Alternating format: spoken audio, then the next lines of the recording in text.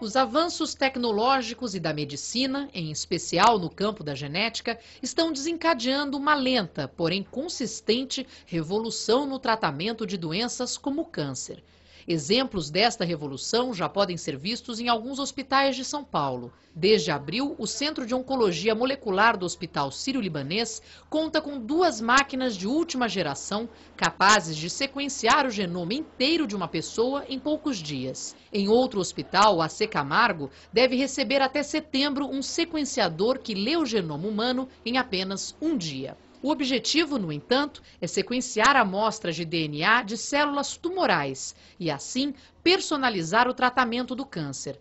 Com base nas características genéticas do tumor, já é possível identificar, por exemplo, a droga mais indicada para cada caso. As pesquisas com células-tronco embrionárias também são promissoras. Nos Estados Unidos, seu uso já vem sendo testado em humanos para casos como o de lesão de medula, por exemplo. A expectativa é que elas possam ser usadas no futuro para tratar casos de diabetes, doenças degenerativas como Parkinson e para regenerar órgãos como o fígado. Pesquisadores acreditam que o desenvolvimento da genética possibilite, num futuro próximo, realizar um antigo desejo do ser humano, o prolongamento da vida. O avanço da ciência, porém, traz à tona novos questionamentos. Afinal, quais são os limites da ciência? Até onde podemos interferir na vida humana? E para discutir a situação atual da ciência e suas implicações, o Canal Livre desta noite recebe a geneticista Lígia da Veiga Pereira, autora dos livros Sequenciaram o Genoma Humano e Agora e Clonagem, Fatos e Mitos. Lígia é chefe do Laboratório Nacional de Células-Tronco Embrionárias da USP. O programa recebe também o Frei Antônio Moser, da Comissão de Bioética da CNBB, a Conferência Nacional dos Bispos do Brasil. Autor de 25 livros, Frei Antônio Moser é professor de Teologia Moral e Bioética do Instituto Teológico Franciscano e coordenador do Comitê de Pesquisa em Ética da Universidade Católica de Petrópolis, no Rio de Janeiro. E para entrevistar a geneticista Lígia da Veiga Pereira e o Frei Antônio Moser, estão comigo aqui na bancada do Canal Livre os jornalistas Fernando Mitre e Antônio Teles. Boa noite, doutora Lígia, Frei Antônio. Na época da votação pelo Supremo da Lei da Biossegurança, o Frei Antônio escreveu um comentário com um pouco de amargura, Frei Antônio. O senhor dizia o seguinte: a vitória foi de uma aposta e de grupos de pressão nem sempre muito éticos. Cabe aos vitoriosos mostrar agora do que são capazes. Eu queria saber dos dois. A aposta valeu a pena ou não? Eu tenho o meu viés, que eu tenho certeza que essa aposta valeu a pena. As pesquisas com células-tronco embrionárias, desde então a gente já começou a testar essas células em pacientes com lesão de medula, em pacientes com degeneração da retina. E os potenciais são muito grandes, mas agora é claro que são potenciais, ainda não são realidades, mas é fundamental a gente poder fazer essas pesquisas. E para o senhor, Frei Antônio? Veja bem, a nossa grande questão, de um ponto de vista mais teológico, é sobre o início da vida humana. E essa questão se coloca desde tempos primordiais, quando é que a vida passa a ser humana.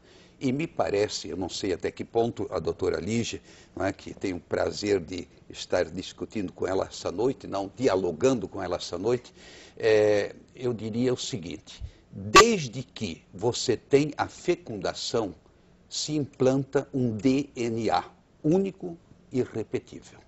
E você tem uma programação para os desdobramentos subsequentes. Traduzindo, então, nós não somos contra o uso de células adultas, pesquisas com células adultas. A questão toda é você pegar o embrião, você armazenar, estocar embriões. O que é que se faz? Nós tivemos a aprovação do Congresso e do Supremo, mas onde é que está a normatização? Cada um faz o que acha por bem fazer. E nós tivemos um exemplo, inclusive aqui em São Paulo, não é, de um pesquisador que naturalmente abusou desse seu poder, não é? Dizia que tinha mãos divinas, e depois nós descobrimos que não era bem assim. Ou seja, há interrogações muito grandes. O início da vida humana, e para mim está cada vez mais claro, se dá no momento da fecundação. Segunda observação, tem interrogações sobre a eficácia, ou seja, nós temos outras alternativas. E é aí que nós seríamos a favor de buscar essas alternativas. Doutora Lígia, para trabalhar o embrião, é preciso destruí-lo.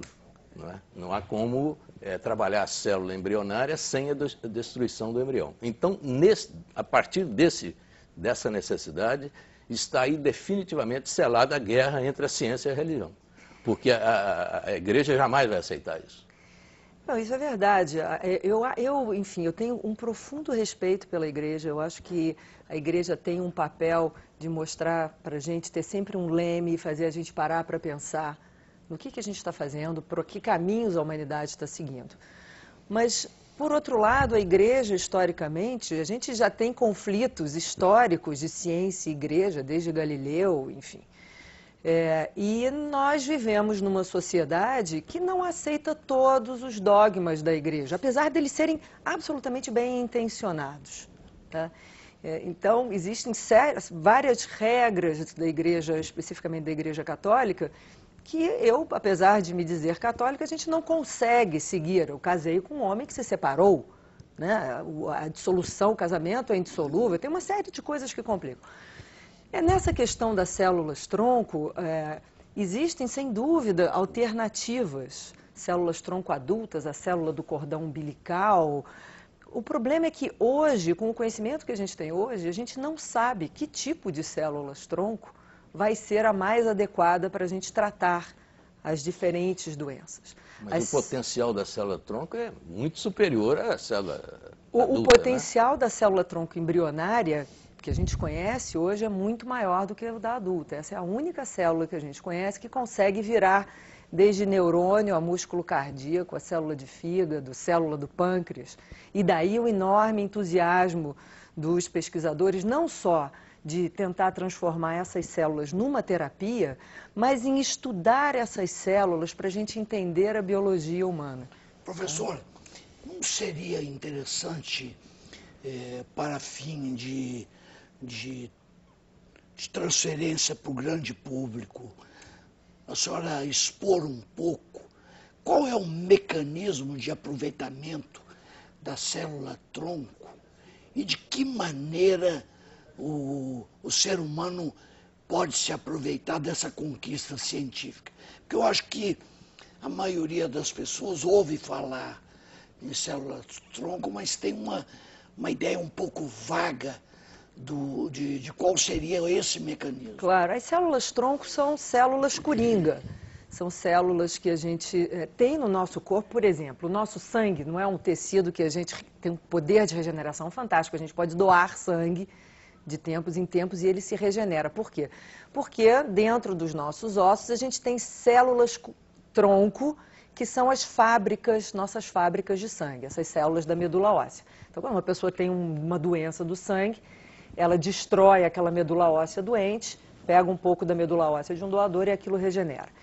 Só que essa célula que sabe virar sangue, não necessariamente sabe virar outras coisas. Então, daí que vem o meu ceticismo quanto à suficiência da célula-tronco adulta e a falta de necessidade da gente estudar embrionária. Porque a célula embrionária, ela é uma célula que, e aqui é importante a gente fazer um parêntese para falar que a gente está falando daquele embrião da fertilização in vitro.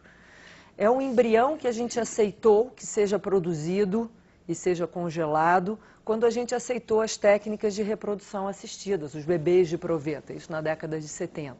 Existia uma necessidade... Não é um embrião resultante da relação do homem com a mulher, pura e simplesmente? Não, não, porque esse embrião que é resultado da relação em vivo, né, esse aí a gente não tem acesso, está lá dentro do útero. Mas aquele embrião que a gente faz para fertilização in vitro, porque um casal não consegue ter filhos da forma tradicional, foram desenvolvidas essas técnicas. E o preço que a gente pagou foi a produção de um número excedente de embriões, um número a mais de embriões. Então são as sobras? São as sobras. A gente não está fazendo, pelo menos aqui no Brasil, nós não fazemos embriões destinados para pesquisa. O que a gente faz é pegar aqueles embriões que foram gerados por casais que estavam querendo ter filhos, sobraram embriões, porque a técnica ainda você não controla o número de embriões. Começa. O senhor tem toda a razão quando o senhor diz que no momento da fecundação é criado um genoma inédito. Tá? Se esse genoma inédito vai dar origem a um indivíduo nascido, isso é uma questão muito complexa. Agora, desculpa, mas os embriões que vocês usam, que já tem mais de 3 anos de produzidos e congelados, eles fatalmente serão descartados se não forem utilizados para pesquisa. Nesse caso, ainda assim, quer dizer, apesar de essa ser uma sentença, vamos considerar que o ser humano nasce no momento da concepção, essa condenação precoce, a pena de morte para esses embriões, não equivale à utilização deles para o bem da humanidade, pelo menos? O meu problema já começa com o congelamento. Meu problema já começa por que não buscar outros expedientes para ajudar os casais, eventualmente, com... Essa é a história da publicitária Luciana Trindade de Macedo. Ela tem 33 anos, desde os 13 anos de idade, luta contra uma doença degenerativa que tirou a mobilidade. Chama atrofia muscular essa doença. E para ela, a única esperança, ainda que remota, é o avanço das pesquisas com células-tronco. A distrofia, ela começou a progredir mais quando eu comecei a ficar mocinha, né, adolescente com 13 anos, que foi quando eu fiz uma biópsia no Hospital São Paulo e foi identificado que era um tipo de distrofia.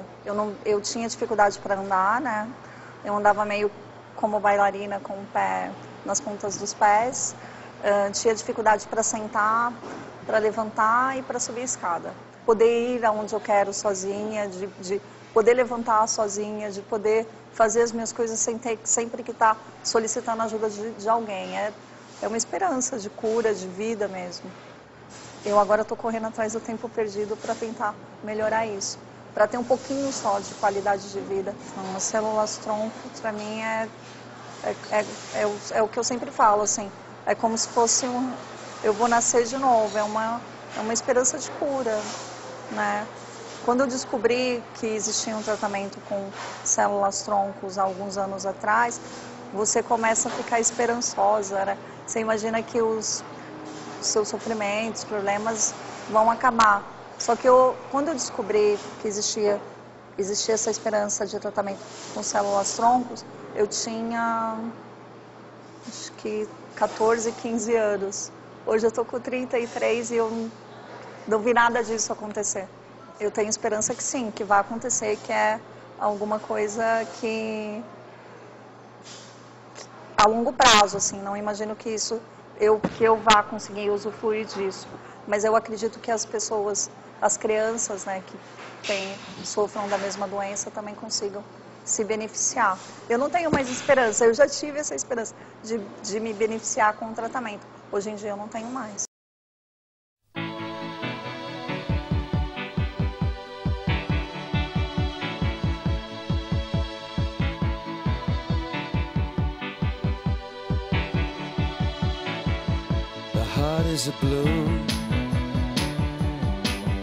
Assim, em termos de tempo, é possível a senhora calcular? Não. Essa é a pergunta mais difícil que a gente todo mundo faz, né? E há 10 anos eu estou pedindo 10 anos, né? Mas o que a gente vê é o avanço dessas pesquisas. Então, quer dizer, quando a Lei de Biossegurança foi aprovada em 2005, os primeiros testes com células embrionárias humanas aconteceram 5 anos depois, mas eles aconteceram. Por quê? Porque isso está sendo feito com o maior rigor científico. Eu queria ouvir mas se depender do Frei Moser, essas pesquisas não vão evoluir. Não, eu já começaria o problema, por que você vai estocar embriões? Já começa por aí. Quer dizer, o senhor seria contra a fertilização in vitro, para começar. Contra a fertilização in vitro. Eu acho que cabe aos laboratórios subsidiar o casal, buscar, detectar onde é que está o problema, então dar subsídio, mas não substituir.